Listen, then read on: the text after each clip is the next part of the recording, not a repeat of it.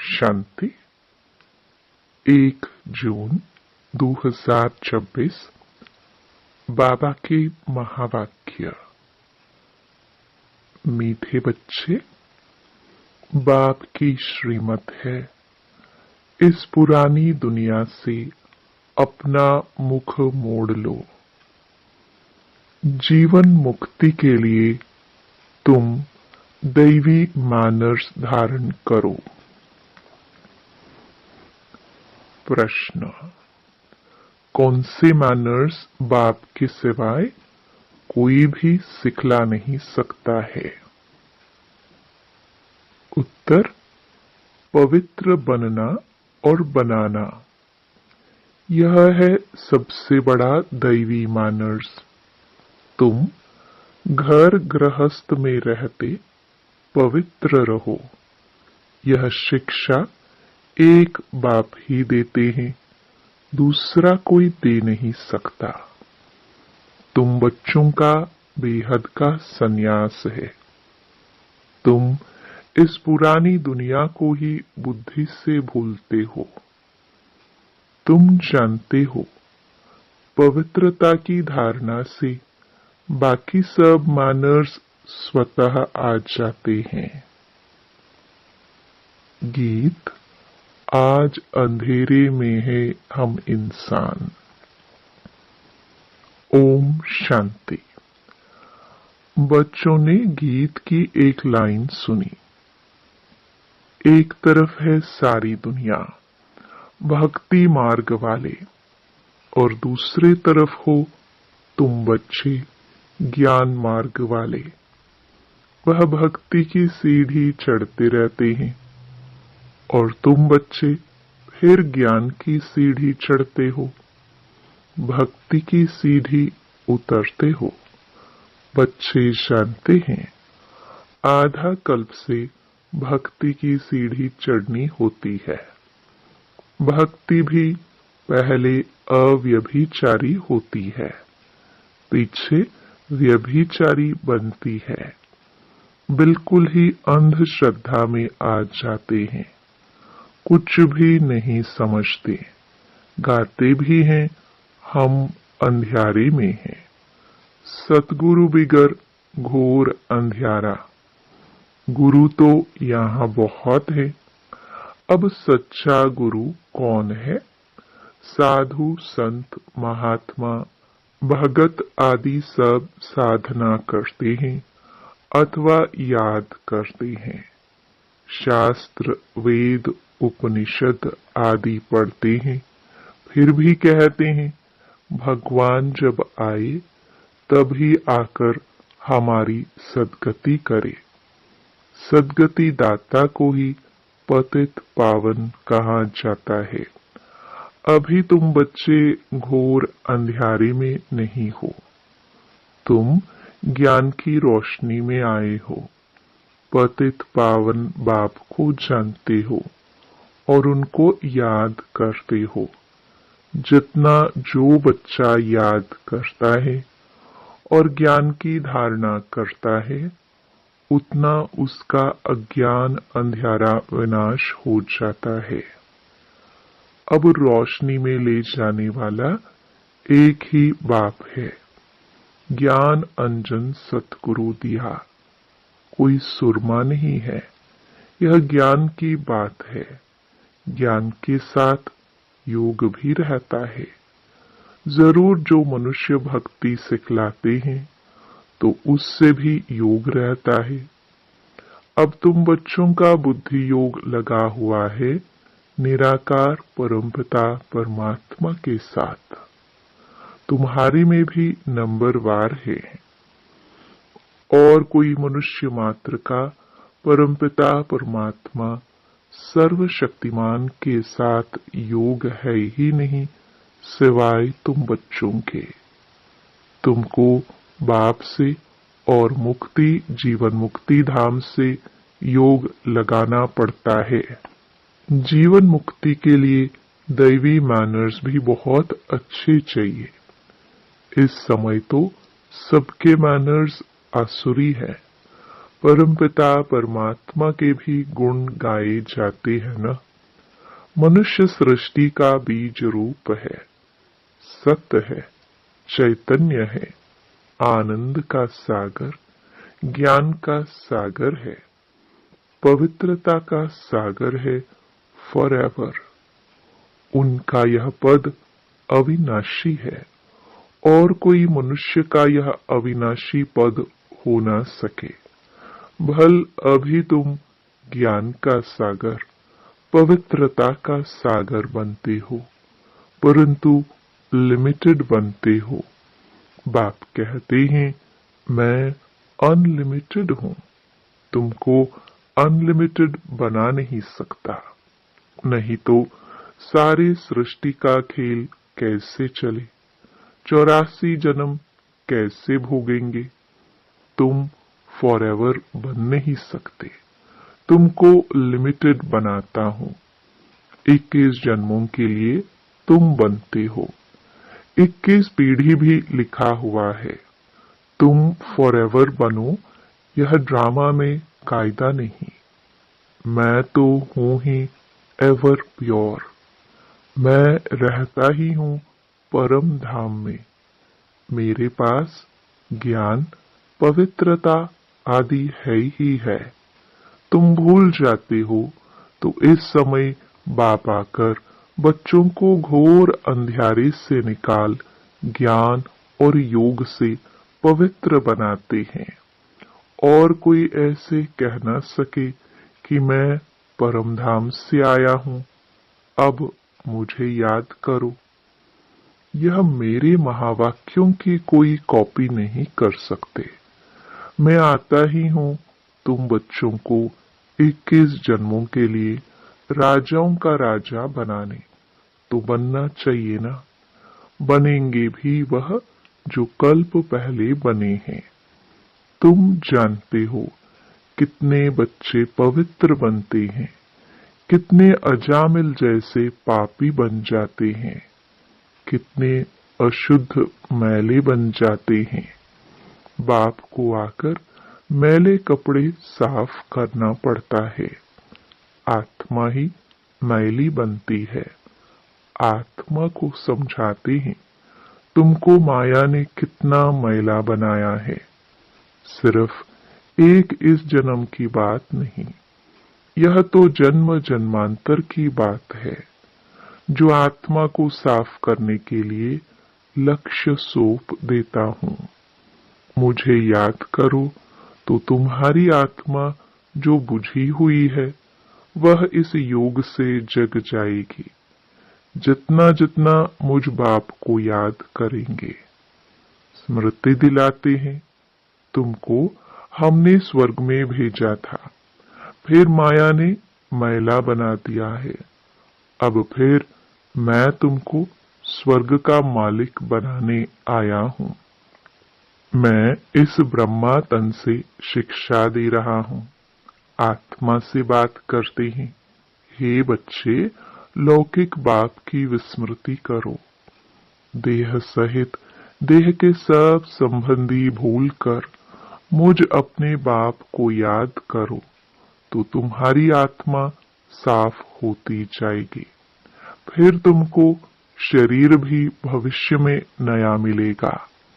फिर तत्व आदि सब नए सतो प्रधान हो जाते हैं।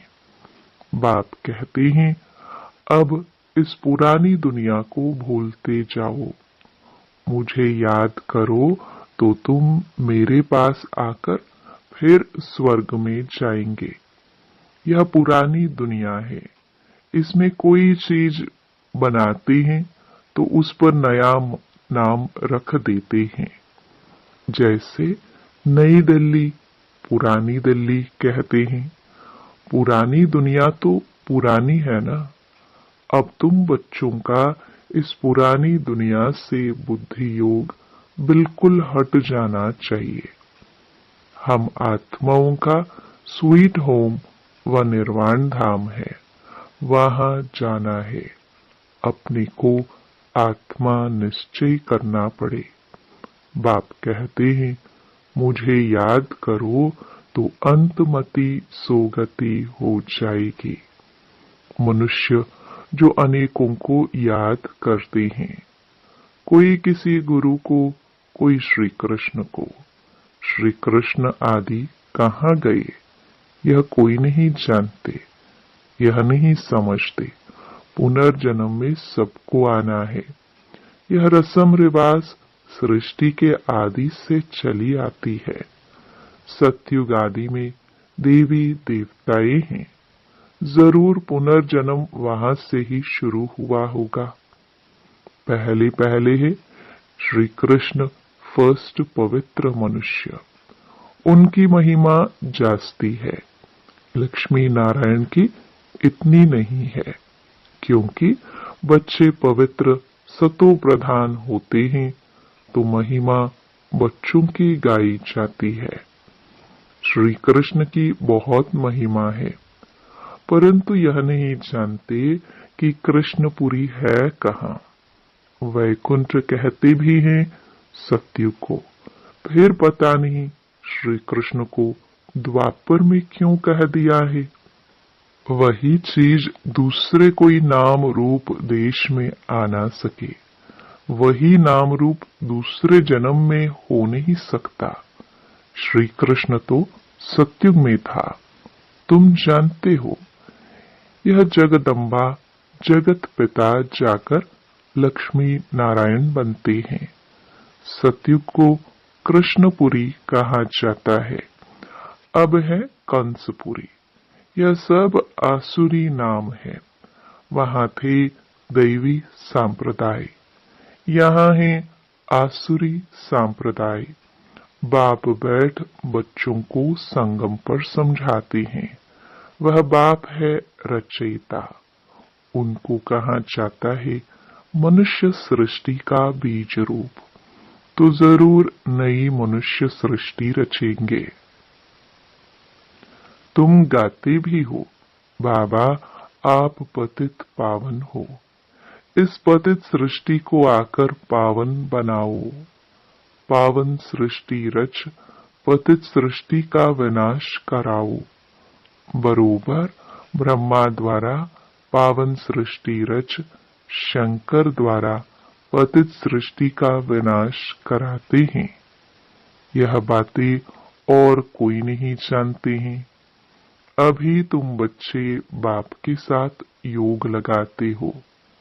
तुम देखते हो बाबा मैले कपड़ों को सटका लगाते हैं, कोई तो फट जाते हैं, कोई टूट पड़ते हैं, कोई तो बहुत मैले अजामिल जैसे पापी हैं, जो बिल्कुल धारणा नहीं होती है। बाप कितनी अच्छी बातें समझाते हैं। मीठे लाडले बच्चे, मुझ मोस्ट बिलवड बाप को याद करो। मोस्ट बिलवड सुखधाम को याद करो। यह भी तुम अब जानते हो, दुनिया में कोई को पता नहीं। यह तो अब है अति दुखधाम। मनुष्य त्राही त्राही करते रहते हैं, एक दो को मारते रहते हैं, फिर कहते हैं भगवान रक्षा करो। यह जरूर मुख से निकलेगा। बाप तो लिबरेटर है, तुम जानते हो। बाप आए हैं हम बच्चों को इन पर्टिकुलर और सबको इन जनरल सुख धाम में ले चलने के लिए। तुम बच्चों में भी नंबरवार है जिनको यह नशा है। यह पढ़ाई कोई कम नहीं। पढ़ाते भी देखो किसको है। अजामिल जैसी पापात्माओं को पढ़ाकर स्वर्ग का मालिक बना देते हैं। तमो प्रधान तो सब हैं, उनको सतो प्रधान दुनिया में ले जाना पड़ता है। बच्चों को बार बार समझाते हैं कि यहाँ दैवी गुण धारण करने हैं। यहाँ तुमको एम ऑब्जेक्ट बुद्धि में है। यह पवित्रता के मैनर्स और कोई नहीं सिखाते। सन्यासी तो घर बार छुड़वाते हैं। यहाँ बाप कहते हैं तुमको घर बार नहीं छोड़ना है, तुमको तो इस पुरानी दुनिया को छोड़ना है। वह है हद का सन्यास, यह है बेहद का सन्यास। उन सन्यासियों को भी कितना मान मिलता है। साधु समाज गवर्नमेंट को भी मत राय देते हैं। आगे चलकर यह सन्यासी आदि भी तुम माताओं के चरणों में गिरेंगे। माताओं बिगर उन्हों का उद्धार नहीं हो सकता, क्योंकि तुम नॉलेज देते हो। बाकी चरणों में गिरने की बात नहीं है। हाँ, कोई नमस्ते व राम राम करते हैं तो रिस्पॉन्ड तो देना होता है। बाबा भी कहते हैं बच्चे नमस्ते। मैं तुम बच्चों को अपने से भी ऊंच बनाता हूँ।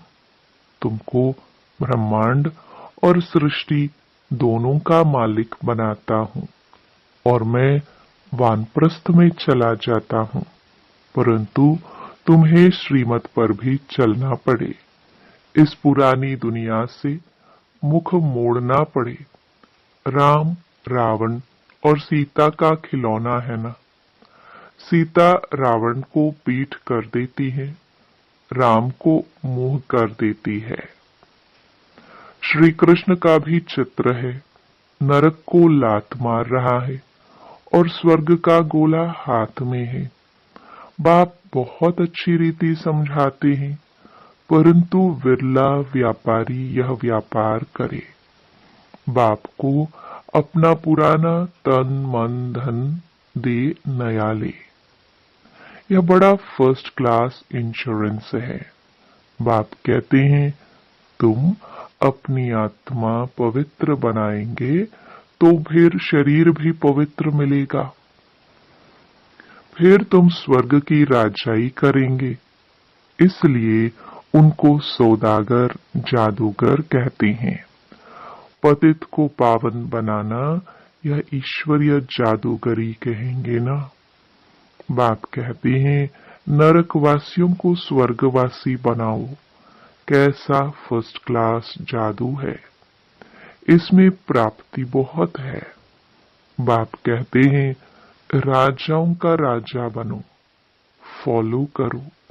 बाप बैठा है ना, यह अधर कुमार है, मम्मा कुंवारी कन्या है, तो फॉलो करना पड़े। वर्षा बाप से मिलना है। तुम कहेंगे हम भाई बहन बाप से वर्षा लेते हैं। वैसे तो लौकिक रीति बहन को वर्षा नहीं मिलता है, भाई को वर्षा मिलता है। यहाँ तो तुम सबको मिलना है, क्योंकि तुम सब आत्माएं हो ना। बाप कहते हैं तुम सबको मेरे पास आना है। फिर तो यह भाई बहन का नाता भी टूट जाएगा। वहां है बाप और बच्चों का नाता। निर्वाण धाम में इसलिए कहते हैं वी आर ऑल ब्रदर्स। अगर ईश्वर को सर्वव्यापी कहे तो फिर फादरहुड हो जाता है। इस सर्वव्यापी के ज्ञान ने कितना नुकसान किया है। अब तुम बच्चों पास बाप की याद है। बाप को याद करने में ही मेहनत जाती है। ऐसे भी नहीं कि तुमको कोई निष्ठा में बिठाए। तुमको तो लक्ष्य मिला हुआ है। यहाँ तो तुम मुरली सिर्फ बैठ सुनाते हो, योग तो तुम्हारा सदैव रहता है। मुरली सुना, फिर चलते फिरते याद में रहना है। हम यात्रा पर जा रहे हैं, जितना हो सके याद में रहना है। 8 घंटा सर्विस करो, वह भी छूट है, बाकी टाइम देना है। मूल बात है ही पवित्रता की। तुम जानते हो यह है कांटों का फॉरेस्ट। एक दो को कांटा लगाते रहते हैं। अब बाप कहते हैं श्रीमत पर चलो।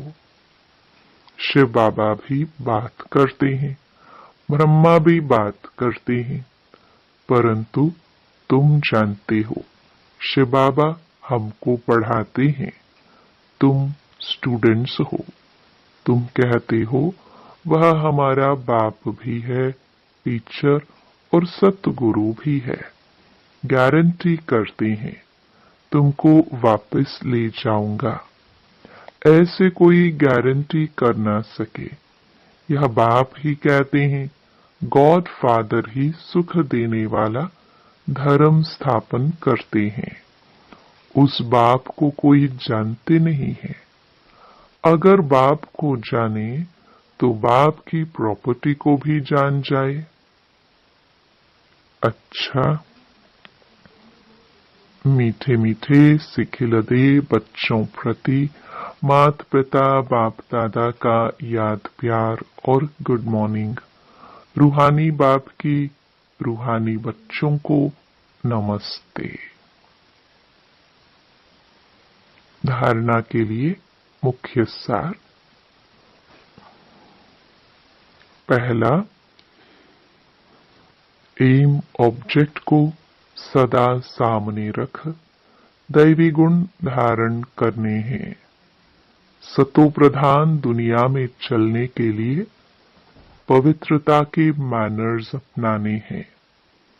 बुद्धि से बेहद का संन्यास करना है। दूसरा, मोस्ट बिलवड बाप को और अपने सुखधाम को याद करना है।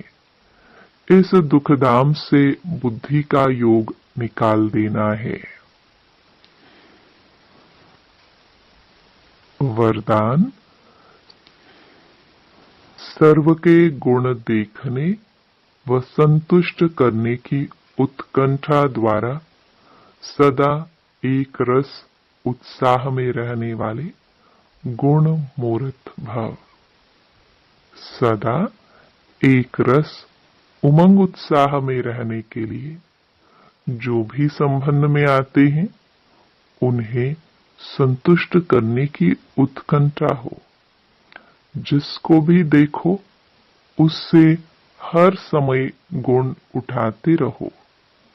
सर्व के गुणों का बल मिलने से उत्साह सदा के लिए रहेगा। उत्साह कम तब होता है जब औरों के भिन्न भिन्न स्वरूप, भिन्न भिन्न बातें देखते सुनते हो। लेकिन गुण देखने की उत्कंठा हो तो एक रस उत्साह रहेगा और सर्व के गुण देखने से स्वयं भी गुणमूर्त बन जाएंगे। स्लोगन, बेहद के वैराग्य वृत्ति का फाउंडेशन मजबूत हो तो सेकंड में अशरीरी बनना सहज है। ये अव्यक्त इशारे सदा हर्षित रहने के लिए अपनी नेचर को सरल बनाओ, सहनशील बनो। अपने इस चेहरे को सदैव हर्षित बनाना, यह संगम युग की सबसे बड़ी गिफ्ट है। चेहरे पर कभी भी कोई परेशानी की रेखा ना हो। जैसे संपूर्ण चंद्रमा कितना सुंदर लगता है, वैसे अपना चेहरा सदैव हर्षित रहे। चेहरा ऐसा चमकता हुआ हो जो और भी आपके चेहरे से अपना रूप देख सके। इसके लिए अपनी नेचर को सरल बनाओ, सहनशील बनाओ। ओम शांति।